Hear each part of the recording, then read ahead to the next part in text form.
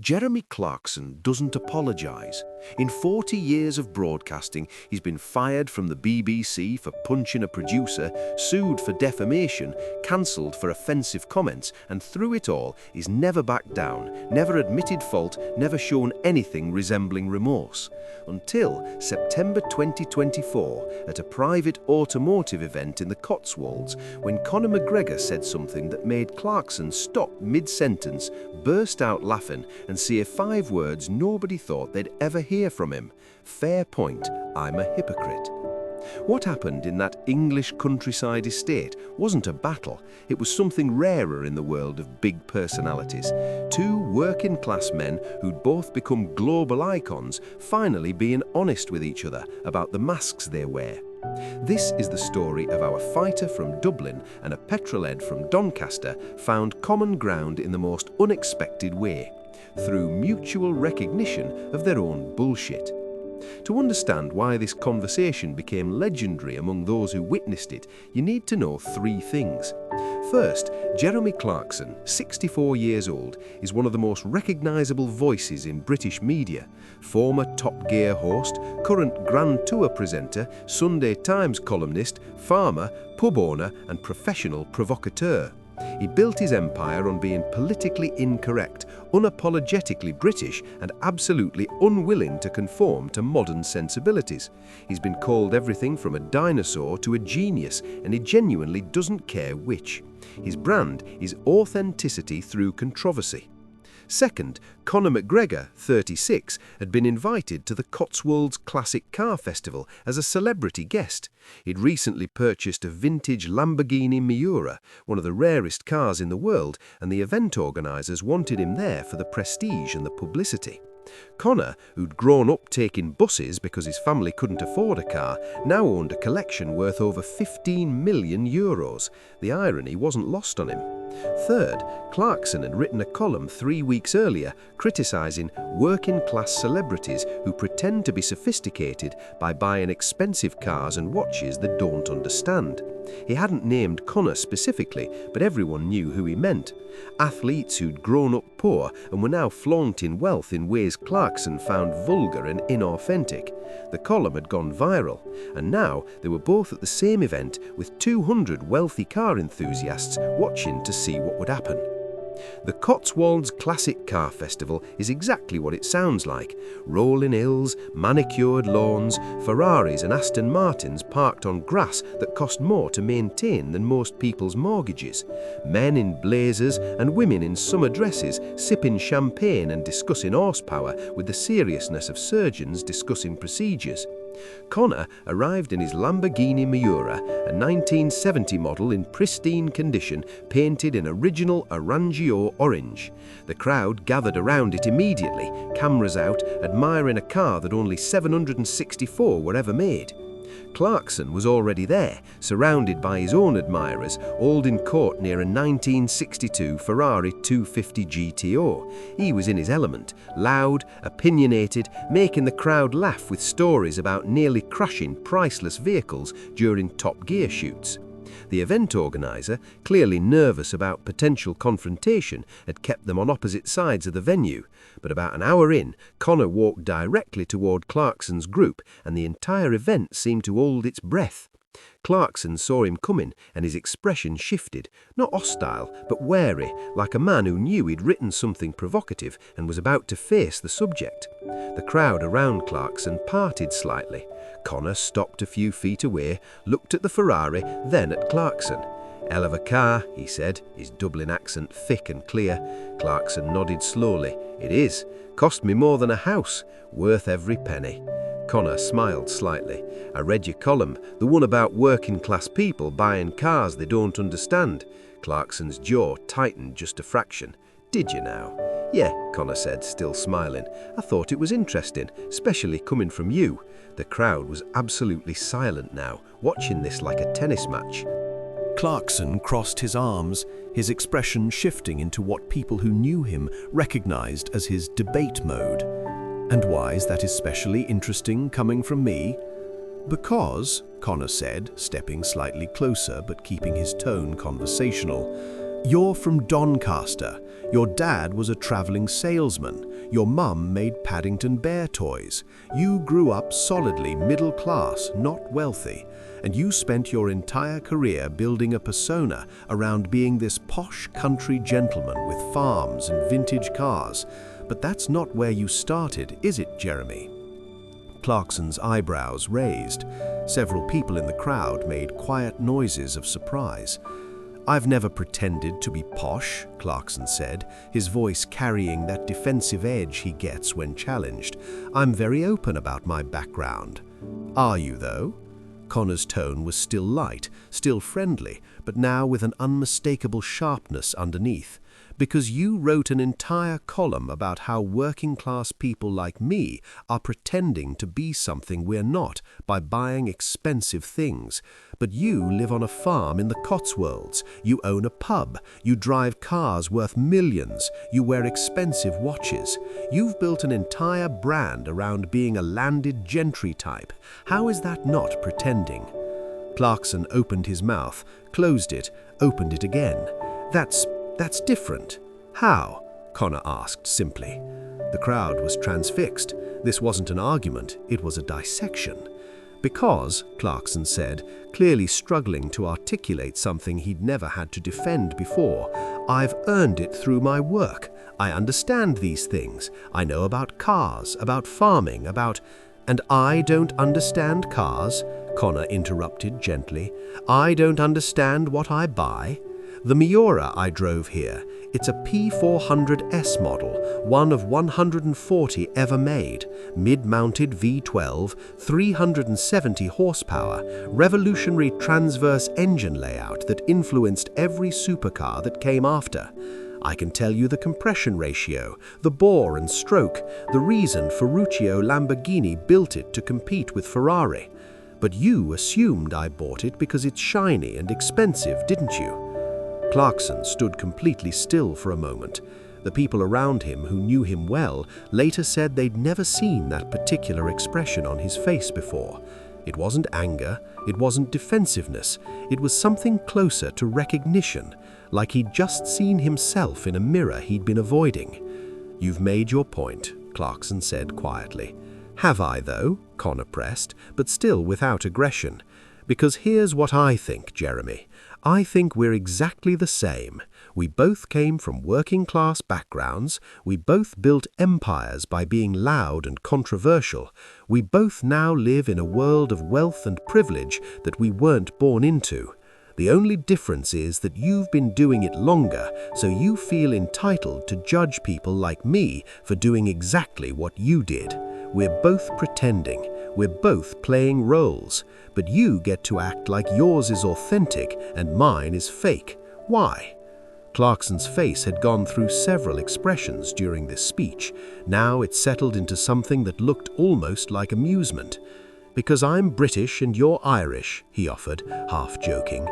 "Because you're older and I'm younger," Conor suggested, matching his tone. "Because you write for the Sunday Times and I punch people for a living." Clarkson actually smiled at that. "Because," Clarkson said, and his voice had lost its defensive edge now, "because I've spent so long convincing myself that I earned my place in this world, that I forgot I'm still the kid from Doncaster playing dress-up, just like you're still the kid from Dublin doing the same, and neither of us wants to admit that we're both phonies on some level." The crowd around them was stunned. This was not how Jeremy Clarkson confrontations usually went. They typically ended with him doubling down, getting louder, walking away in dramatic fashion. This felt like something entirely different. "You know what the difference really is?" Conor said, and now his tone had shifted from challenging to thoughtful. "You've been accepted. The British establishment, the media, the upper class, they've all accepted you as one of their own. You can mock them, you can be controversial, but you're inside the club. I'm still outside. I'm still the loud Irishman who doesn't know his place. So when I buy a Lamborghini, it's vulgar. When you buy a Ferrari, it's connoisseurship." Clarkson tilted his head, considering this. He paused, "That's actually a fair point. I have been accepted, haven't I? Took decades, but they let me in. And now I'm defending the walls I spent years trying to climb. Exactly, Conor said. And I'm not saying there's anything wrong with that. I'll probably do the same thing when I'm your age.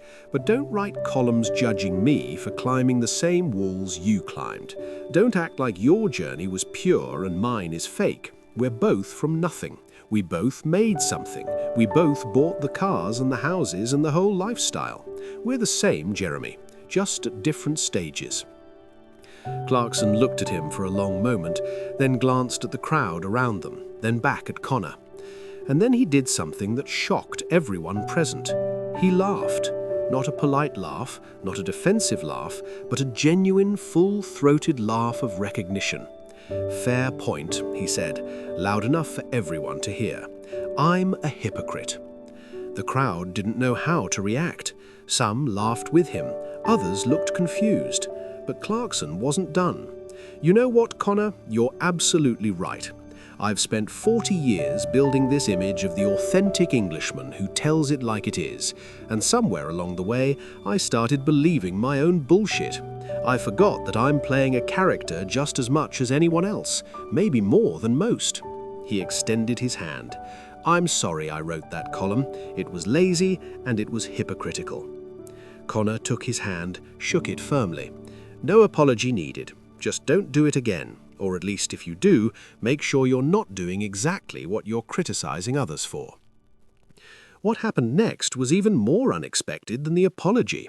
Clarkson invited Conor to see his Ferrari up close, and they spent the next 30 minutes talking like old friends, not for the cameras, not for the crowd, but genuinely connecting over their shared experiences of being working-class people navigating elite spaces.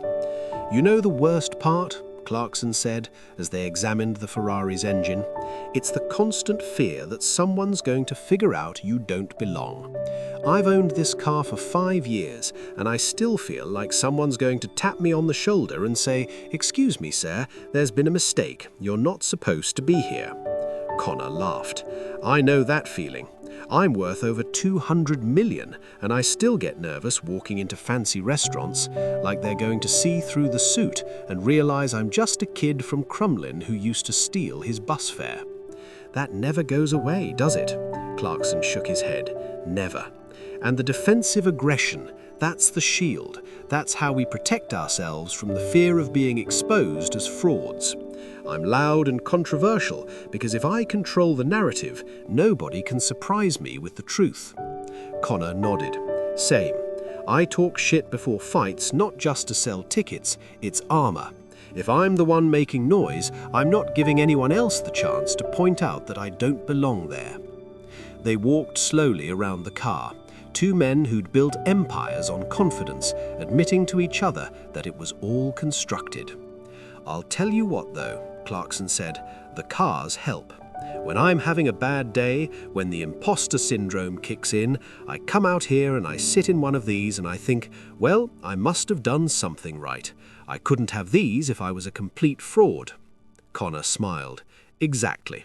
The Lamborghini isn't about showing off to other people. It's proof to myself that I made it. That the scared kid on welfare actually did what he said he'd do." Clarkson looked at him with something approaching respect. "You're a lot more self-aware than I gave you credit for. And you're a lot more insecure than you let on," Conor replied, "which makes you human, which is actually more interesting than the character you play." They were interrupted by the event organizer, asking if they'd both participate in a brief on-stage interview for the attendees. Clarkson and Conor exchanged glances, a silent communication passing between them. They walked to the small stage that had been set up, and what followed was one of the most unusual interviews the Cotswolds Classic Car Festival had ever seen. The interviewer, a motoring journalist, asked the expected questions about their cars, their favourite drives, their dream vehicles. But then she asked something that changed the tone. "Jeremy, you've been quite critical of celebrity car culture. Has meeting Conor today changed your perspective at all?" Clarkson didn't hesitate. "Completely," he said. "I wrote a stupid column based on assumptions and prejudices. Conor here knows more about his Lamborghini than half the so-called purists at this event know about theirs. And more importantly, he made me realize that I'm guilty of exactly what I was criticizing. I'm a working-class man who bought his way into this world, and I've somehow convinced myself that my journey was more legitimate than someone else's. That's nonsense, and I apologize for it. The crowd murmured in surprise. The interviewer turned to Conor. "How did you feel reading that column?" "Honestly," Conor said, "at first I was angry, but then I realized Jeremy doesn't know me. He knows the persona, the loud fighter who shows off his wealth. He doesn't know that I grew up with nothing, that every car I buy is a reminder to myself that I escaped, that I made it. And that's on me for not showing that side more often. But it's also on people like Jeremy for assuming that because someone's loud, they must be shallow." He glanced at Clarkson, who was nodding. "We're both guilty of playing characters," Conor continued. "Jeremy plays the outspoken Englishman who doesn't care what anyone thinks. I play the brash Irishman who's conquered the world. But underneath, we're both still scared kids from working-class backgrounds trying to prove we belong in spaces that weren't built for us. And maybe if we were honest about that more often, we wouldn't need to tear each other down." The applause that followed was genuine and sustained. But what made the moment truly significant was what happened after they left the stage. Clarkson pulled Conor aside, away from the crowd.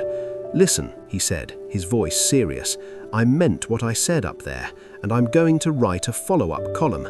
Not because I have to, but because I want to, because you taught me something today about my own blind spots."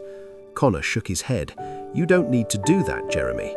"I do," Clarkson insisted, "because I have a platform and I used it irresponsibly. Young people read my columns, working-class kids who are trying to make it, and if they read my original piece, they might think that if they succeed, they'll be judged and criticized for enjoying what they've earned.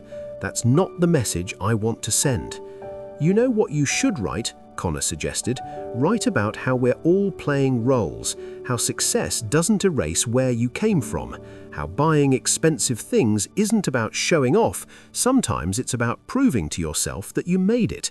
Write about the human side of wealth, not just the cynical take." Clarkson nodded slowly. That's actually brilliant. Can I quote you?" "Only if you quote yourself admitting you're a hypocrite," Conor said with a grin. "Deal," Clarkson laughed. 2 weeks later, Clarkson's Sunday Times column appeared with the headline, "I was wrong about working-class wealth." In it, he detailed his conversation with Conor, his own journey from Doncaster to the Cotswolds, and his realization that judging others for achieving the same transformation he'd undergone was the height of hypocrisy. The column went viral, but this time for different reasons. People praised Clarkson for his honesty, for his willingness to admit fault, for showing a vulnerable side that his usual bombast concealed.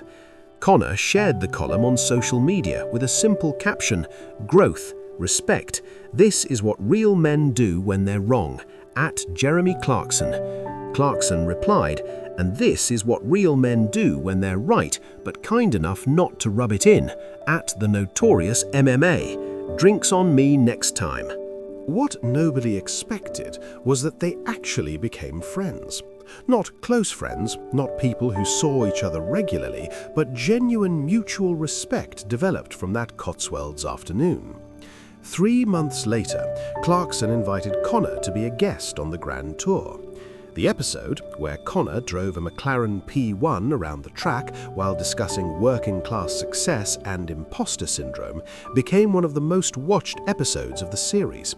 They didn't shy away from their initial conflict. In fact, they opened with it, showing clips of Clarkson's original column and then immediately cutting to him saying, "I was completely wrong and Conor McGregor made me realize it in the most devastating way possible, by being absolutely right." The chemistry between them was unexpected. Clarkson, usually the dominant personality in any room, treated Conor as an equal. They traded stories about their childhoods, about the moment they realized they'd made it, about the strange guilt that sometimes comes with success when you know people from your past who didn't escape. At one point during filming, Clarkson said something that the producers almost cut but decided to keep. "You know what I like about you, Conor? You're honest about the hustle. You don't pretend you were destined for greatness. You admit you fought and clawed and did whatever it took. I respect that more than all the false humility in the world." Conor nodded. "And I respect that you finally admitted you did the same thing, that you're not the country gentleman you play on TV. You're a working-class kid from Doncaster who got lucky and worked hard. There's no shame in that, Jeremy. There's only shame in pretending it was effortless." The Grand Tour audience, predominantly male, predominantly 35 to 60 years old, predominantly from similar backgrounds, connected with that conversation in ways the producers hadn't anticipated. The comment section filled with people sharing their own stories of success and imposter syndrome, of buying things to prove to themselves they'd made it, of feeling like frauds in spaces they'd earned the right to occupy. What happened between Jeremy Clarkson and Conor McGregor in the Cotswolds wasn't just about cars or wealth or two big personalities clashing. It was about something more fundamental. The masks we wear, the personas we build, and what happens when we finally admit to each other that we're all playing roles to some degree. Clarkson had spent 40 years building an image of the unfiltered, authentic voice who didn't care what anyone thought. But that image was itself a construction, a shield against the insecurity of being a working-class kid in elite spaces. When Conor called him out on it, he had two choices: double down and protect the persona, or admit the truth and risk showing vulnerability. He chose vulnerability, and in doing so, he became more authentic than he'd ever been while claiming authenticity. Conor, for his part, could have humiliated Clarkson. He had the moral high ground, he had the facts, he had the crowd's attention, but instead he offered recognition. "We're the same, Jeremy. We're both playing dress-up. There's no shame in that." By acknowledging his own performance, it made it safe for Clarkson to acknowledge his. That's the lesson of the Cotswolds confrontation. Real authenticity isn't about never playing a role. It's about being honest about the role you're playing. It's about admitting that success doesn't erase insecurity, that wealth doesn't erase working-class roots, that confidence is often constructed rather than innate. Two men from Doncaster and Dublin, both famous for being loud and controversial, found connection in admitting that their loudness was armor. And in that admission, they became more real than either of their carefully constructed personas had ever been. That's not weakness, that's growth. And sometimes growth looks like a 64-year-old broadcaster saying, "Fair point, I'm a hypocrite," to a 36-year-old fighter who just made him see himself clearly for the first time in decades. What you just heard was more than a story about two celebrities getting along. It was a reminder that the people we think are the most confident are often the most insecure, that success doesn't erase where you came from, and that real strength isn't about never admitting fault, it's about recognizing when someone's held up a mirror and having the courage to look at what it shows. If this story made you think differently about authenticity, about success, about the masks we all wear, then share it. Subscribe for more stories where legends drop the act and show you who they really are. And remember, we're all playing dress-up to some degree. The question isn't whether you're authentic, it's whether you're honest about what you're performing.